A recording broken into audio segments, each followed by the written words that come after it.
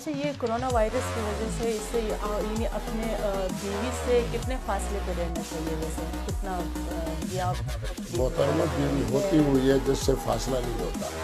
اچھا، کیونکہ یہ تو کرونا وائرس کی وجہ ہاں وہ سے اس کے لیے میں بتا دیتا ہوں، شخص کے مسائل پوچھنے ہیں تو وہ صرف مفتیوں کو پوچھیں. اب ادھر سے احتیاطی تدابیر بھی ہے کہ پہلے مسواک یا ٹوتھ پیسٹ کر لے، پھر گرم پانی جو ہے اس کو محترمہ بھی پی لے، محترم بھی پی لے، پھر سر کے بال سے لے کے پاؤں کے ناخن تک، چونکہ عورت مرد کے لیے حلال ہے اور مرد عورت کے لیے حلال ہے، تو آپ بالکل اس سے بری ہو کے ذہنی طور کے اوپر کسی طرح کی کوئی پریشانی اور خوف لے کے نہیں آنا. آپ بہترین معاشرتی زندگی گزاریں، اپنے تمام ان کو جن کو اللہ کا قرآن کہتا ہے کہ لِتَسْكُنُوا إِلَيْهَا، کہ عورت کے ذریعے سکون حاصل کیا جائے، آپ مکمل سکون حاصل کریں.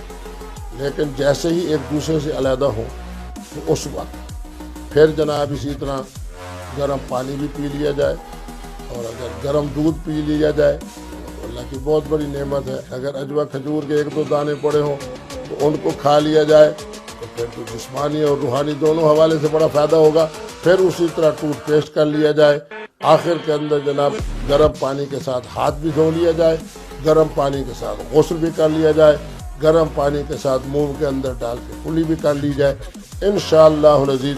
چونکہ یہ ایسا عمل ہے جو مسنون ہے اور سنت ہے، اس لیے انشاءاللہ یہ بیوی بھی وائرس سے محفوظ رہے گی، خامد بھی وائرس سے محفوظ.